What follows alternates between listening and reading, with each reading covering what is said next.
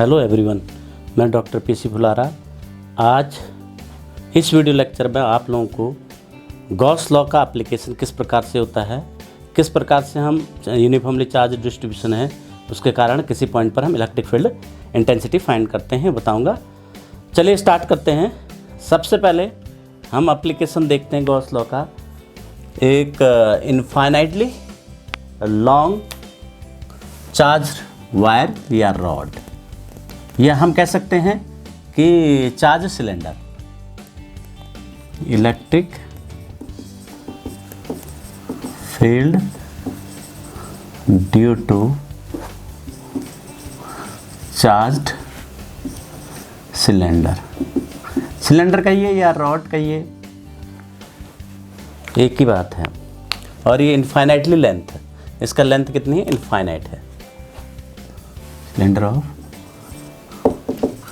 Infinite length, ये हमको find out करना है। चलिए फाइंड आउट करते हैं। फिर अब देखिए गॉस लॉ का एप्लीकेशन करते हैं। तो हम क्या करते हैं, सबसे पहले वायर बना लेते हैं। ये सपोज इनफाइनाइटली लॉन्ग वायर है।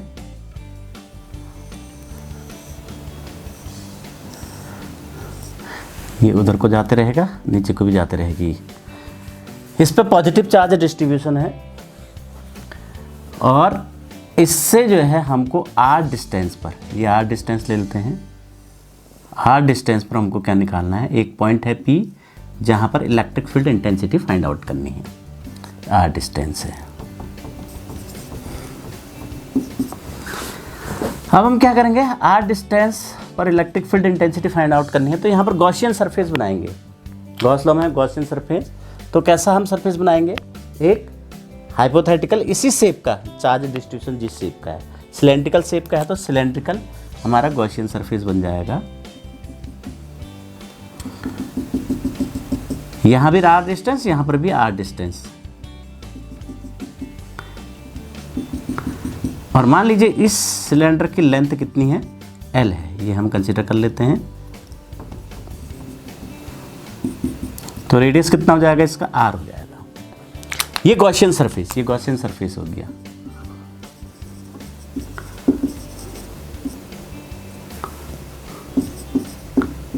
Surface, Gaussian surface. अब इस पर एक छोटा सा हम जो है एलिमेंट्री सरफेस एरिया डीएस लिया हमने।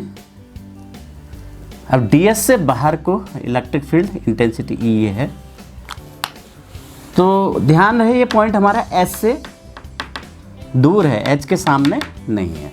एच के सामने नहीं है, एच से दूर है ये कहीं सेंटर पर। अब डीएस वेक्टर भी इसी डायरेक्शन में होगा, normal DS vector, E vector. अब देखिए कि ये डीएस और ई वेक्टर भी हो गया। अब यहाँ पर भी जो है हमारा इस सरफेस, तो क्या हमारे पास तीन, एक तो कर्व्ड सरफेस है इसका सिलेंड्रिकल गॉसियन सरफेस का, दो सर्कुलर सरफेस ये भी हैं। तो इन पर भी जो है देखिए यहाँ पर भी हम छोटा सा पार्ट ले लेते हैं, जैसे ये ले लिया। तो इसका जो है DS2 वेक्टर ये हो गया। और इलेक्ट्रिक फील्ड की डायरेक्शन क्या है? ये है E। यहाँ पर मान लिया, यहाँ पर एक एलिमेंट्री सरफेस हमने मान लिया, ये ले लिया। जैसे यहाँ पर ले लिया ये एलिमेंट्री सरफेस, कोई ऐसी एलिमेंट्री सरफेस, इसका वेक्टर DS3, DS1 कह दो। ये इलेक्ट्रिक फील्ड E। ये दोनों एक दूसरे से 90 डिग्री पर हैं, ये भी 90 डिग्री पर है।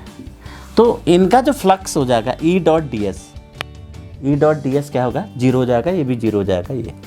तो नेट इलेक्ट्रिक फ्लक्स हम निकालते हैं E डॉट ds। ये जो चार्ज जो सिलेंडर है या रॉड है, तो इसके बाहर आर डिस्टेंस पर किसी पॉइंट पर हमको फाइंड आउट करना है इलेक्ट्रिक फील्ड इंटेंसिटी। तो नेट फ्लक्स फाई कितना हो जाएगा? Integration E dot ds। तो क्या हो जाएगा यहाँ पर? एक ये बनेगा integration S1 surface, S1 surface ये है। तो E डॉट कर्व्ड सरफेस ये DS1 हो गया, प्लस ऐसी इंटीग्रेशन E डॉट DS2, ये S2 सरफेस इंटीग्रेशन हो जाएगा ऐसी, plus S3 surface integration E dot DS3। अब देखिए ये टोटल कितना हो जाएगा। सपोज इस पर चार्ज डेंसिटी क्यू लैम्डा इसकी जो है, लैम्डा क्या है, लीनियर चार्ज डेंसिटी है, लीनियर चार्ज डेंसिटी है सिलेंडर की, और एल जो है हमने गॉसियन सरफेस का लंबाई ले रखी, एल ले रखी यहाँ से यहाँ तक गॉसियन सरफेस की। तो क्यू कितना हो जाएगा, Q equal to lambda L हो जाएगा। तो क्यू की जगह लैम्डा, ये कितना क्यू अपॉन एप्सिलॉन नॉट हो जाएगा, क्यू अपॉन एप्सिलॉन नॉट। तो अब इसकी जगह पर मैं क्या ले लूँगा, that is equal to 1 upon epsilon naught, Q कितना हो जाएगा लैम्डा एल। अब इसको फाइंड आउट करते हैं, ई डॉट डी एस वन, ई डॉट डी एस वन, तो यानी ई ये कांस्टेंट है, ई बाहर आ जाएगा इंटीग्रेशन के, ये डी एस वन हो जाएगा, S one surface, plus E dot D S one, ये कॉस जीरो, क्योंकि एक ही डायरेक्शन में कॉस जीरो 1 हो गया इसमें, ये हो जाएगा integration E dot D S two cos 90 0 plus E integration D S three cos 90 ये भी 0, that is equal to lambda L upon epsilon naught. अब ये 0 हो गया, ये भी 0 हो गया, तो कितना बचा हमारे पास, केवल ये टर्म बचेगा। तो इस टर्म को क्या ले सकते हैं हम, E dot square root surface area इसका 2 पाई आर एल हो गया, दैट इज इक्वल टू कितना हो जाएगा, ये इंटू ये equal to lambda L upon epsilon naught. तो एल से एल कैंसिल हो जाएगा ये, तो ई इक्वल टू कितना हो जाएगा, lambda upon 2 pi epsilon naught into R. ये इलेक्ट्रिक फील्ड इंटेंसिटी आती है किसी रॉड से, ये कोई वायर, थिन वायर, बहुत पतला वायर है, होलो सिलेंडर में होगा तो सरफेस पर चार्ज डिस्ट्रीब्यूट होगा, तो तब जो है क्यू कितना हो जाएगा उसके लिए, sigma into 2 pi R L होगा, 2 पाई आर एल ये हो जाएगा। Q equal to surface charge density आ जाएगी, लीनियर की जगह सरफेस चार्ज डेंसिटी, और तब जो है E integration D S equal to कितना हो जाएगा, Q upon epsilon naught. E integration D S surface area कितना हो जाएगा इसका, जो इनक्लोज कर रहा है आर डिस्टेंस पर, कितना हो जाएगा, अच्छा आर ये रेडियस ये है, R radius of hollow cylinder, hollow cylinder ये हो जाएगा।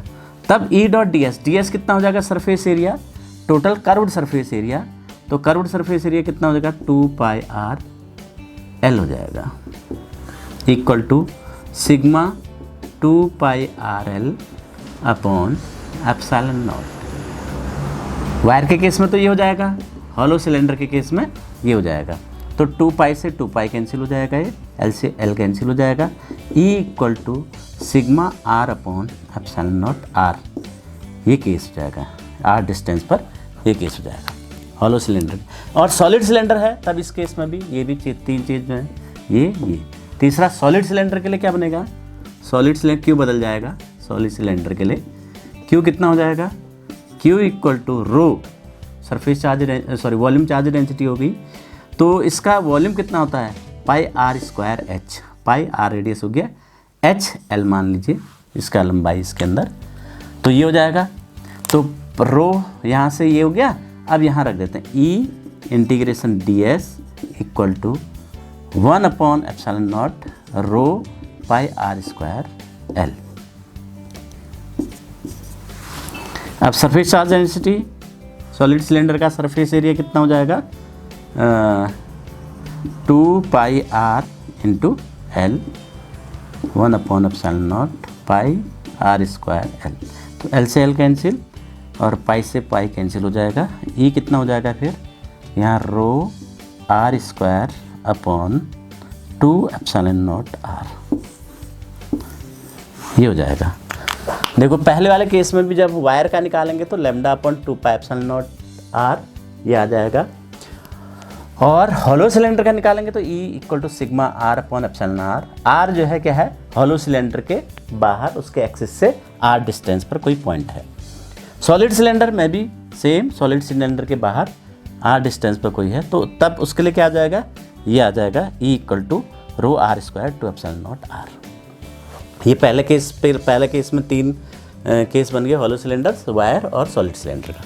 और अगर हम सरफेस पर निकालेंगे सॉलिड सिलेंडर के सरफेस, अगर हम जो है यहाँ पर निकालें हॉलो सिलेंडर पर निकालें उसके सरफेस पर, तो यहाँ पर आर की जगह कैपिटल आर रख देंगे, सिग्मा अपॉन एप्सिलॉन 0 हो जाएगा at the surface of the cylinder. Cylinder के सरफेस पर आर से आर कैंसिल हो जाएगा, at the surface of hollow cylinder, at the surface of hollow cylinder, hollow cylinder के सरफेस पर E इक्वल टू कितना हो जाएगा, sigma R upon epsilon naught R से R cancel, E equal to sigma epsilon naught ये आ जाएगा hollow cylinder के सरफेस पर। और सॉलिड सिलेंडर के सरफेस पर यहाँ पर आर आ जाएगा at the surface of solid cylinder, at the surface of solid cylinder, solid cylinder के सरफेस पर तो E इक्वल टू कितना हो जाएगा, rho R square upon 2 epsilon naught R हो जाएगा, आर से आर कैंसिल, तो कितना हो जाएगा E equal to rho R upon 2 epsilon naught, ये हो जाएगा। ये केस बना, ठीक है। पहला केस जो है वायर के कारण हमने पहले निकाला, वायर के कारण कितना हो जाएगा, लैम्डा अपॉन इनफाइनाइट वायर के 2 पाई एप्सिलॉन नॉट आर। और हॉलो सिलेंडर होगा उसके कारण बाहर किसी पॉइंट पर E equal to sigma R upon epsilon naught R. अगर सॉलिड सिलेंडर होगा उसके बाहर किसी पॉइंट पर E equal to rho R square upon 2 epsilon naught R. और अगर सरफेस पर निकालें हॉलो सिलेंडर के तो E equal to sigma upon epsilon naught. और सॉलिड सिलेंडर के अगर हम सरफेस पर निकालें तो rho R upon 2 sigma 2 epsilon naught हो जाएगा।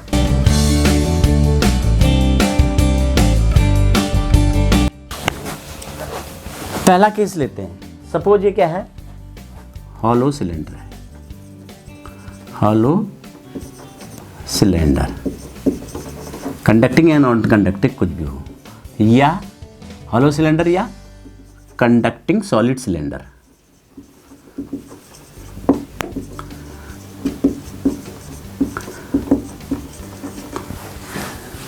ठीक है, इसके अंदर हमको देखना है, बाहर तो वही केस बनेगा जो पहला हमने बनाया था, इसके अंदर जो है हमको इलेक्ट्रिक फील्ड इंटेंसिटी कितनी मिलेगी ये देखनी है।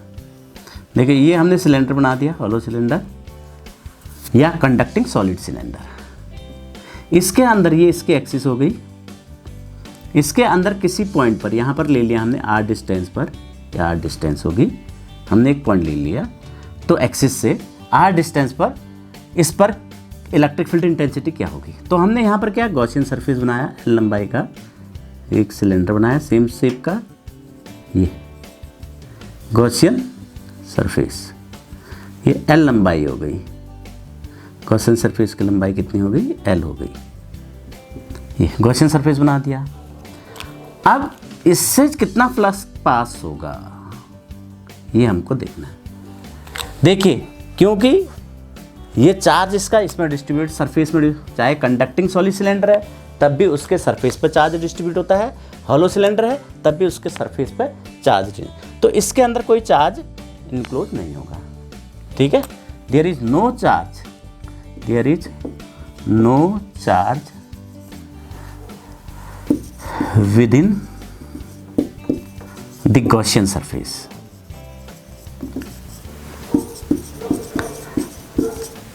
देयरफॉर क्या हो गया, फ्लक्स कितना हो जाएगा, 0 हो जाएगा, net flux passing through the Gaussian surface that is equal to 0। तो integration E dot D S equal to 0, तो E कितना हो जाएगा, दैट इज 0। तो ये चाहे हॉलो सिलेंडर है चाहे कंडक्टिंग सॉलिड सिलेंडर है, तो इसका जो है इसके अंदर जो इलेक्ट्रिक फील्ड इंटेंसिटी क्या हो जाएगी, 0 हो जाएगी। अब हम बात करते हैं non conducting solid cylinder, non conducting solid cylinder,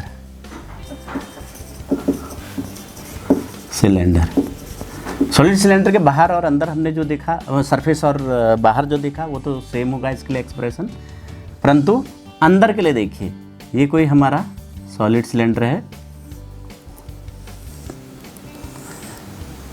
इसके अंदर नॉन कंडक्टिंग है, तो चार्ज कहाँ पर, अंदर भी होगा इसके,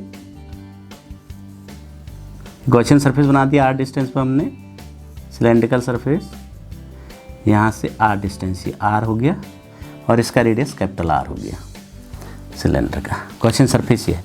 अभी अगर ये हॉलो सिलेंडर होता या कंडक्टिंग सिलेंडर होता तो इसके अंदर कोई चार्ज नहीं मिलता, केवल सरफेस पर डिस्ट्रीब्यूट रहता है चार्ज।